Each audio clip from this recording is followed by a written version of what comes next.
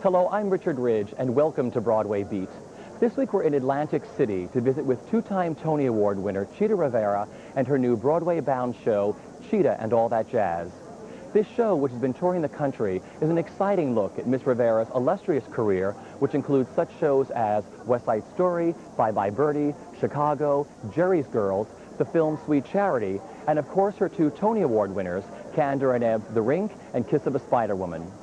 Chita and All That Jazz has been doing sold-out business in the Superstar Theater at Resorts Hotel and Casino, where we dropped by for a chat with its star, Miss Chita Rivera.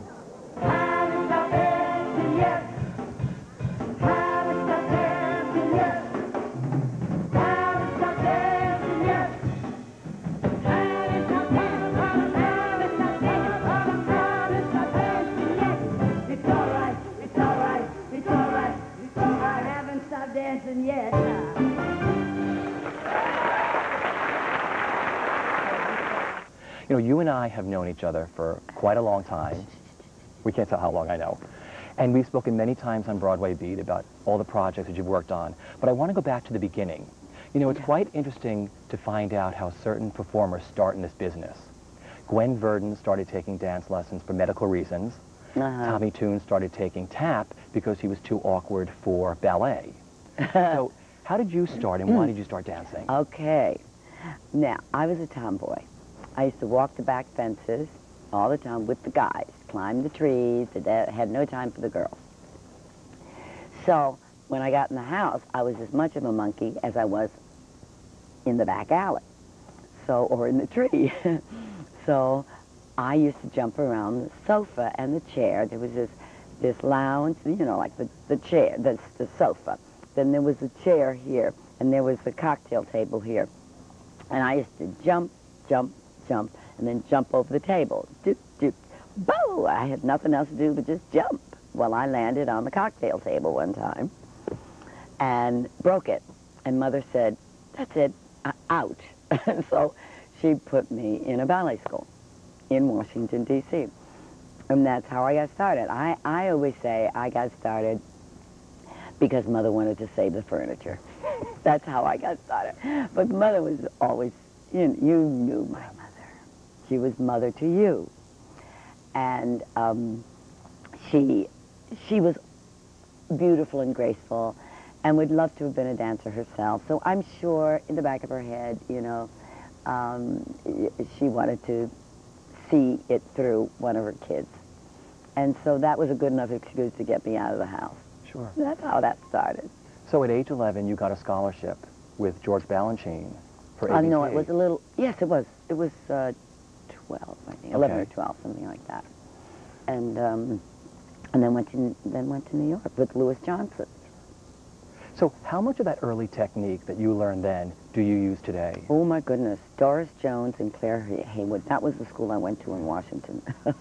I used to, those are the days, you know, when you're just starting to wear bras and stuff, you know, for what reason, I don't know.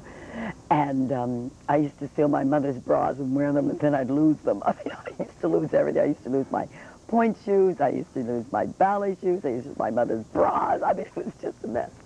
I was born to dance, and that's it. And then Louis and I were in the school, and Doris Jones had an amazing technique. I mean, it was Russian technique, and she was extremely difficult, and that was the only way to be if you're going to dance, and if you're going to last as long as I have. And that was my basic training. You know, it was that training that got me the scholarship to New York City, to School of American Ballet, because without that kind of training, you know, they wouldn't have, you know, at my age, at 11 or 12, it would have been a little more difficult to train me. You know, so I was trained from the age of 7. Okay. So when you came to New York, your first professional job in the musical theater was in the chorus of Call Me Madam, is that right? Right. Mm-hmm. So how did that come about? Well, I went, this star is so tired and old, but my girlfriend and she needed a job, and I was on scholarship, and so she said, come go with me to do an audition for Call Me Madam Jerome Robbins. And it's a ballet audition. I said, yes. And I always say this because it's true. It's so sad when you don't need something. You have all the courage in the world. And when you need something, you get desperate, you get frightened. You know, you're not yourself. There's no freedom. But it happens.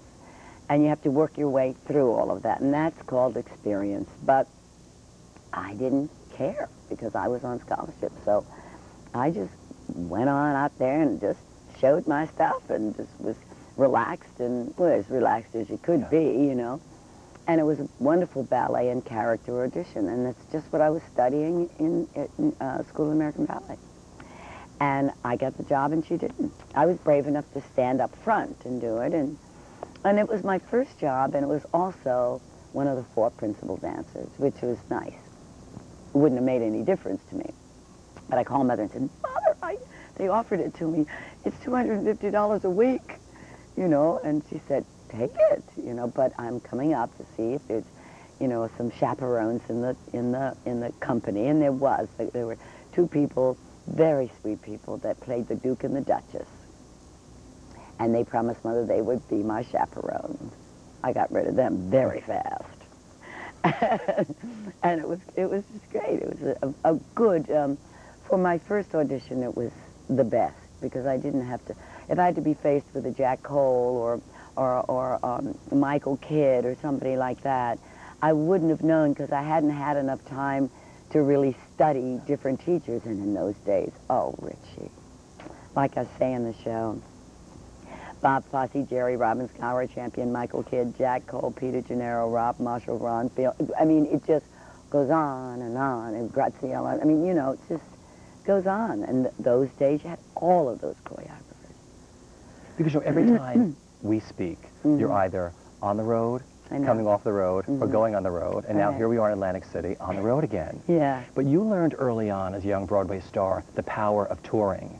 Yeah. Do you like touring, and what has the road allotted you? Well, let's see, do I like touring? Yes, I like touring. I miss home, very much so. I like touring because in this particular case, it's necessary. I mean, touring was, what was my first show? It was also touring. But also touring with a brand new show enables you to get out, work out all the kinks, and really fix it for bringing it back to see if you're going to have a life with it. You also get a great chance of seeing how other people respond. You know, different parts of the country respond in very different ways. So you have to find that happy medium that's going to, like, work in all places, you know. So the touring is interesting. I'm ready to go home now, thank you very much. I'm ready to do this show in New York, you know. So how have I benefited? I think probably by going out as much as I have, maybe I've made more people on the outskirts of New York know who I am. And therefore, hopefully, I'll have more rear ends in the seats in New York, you know.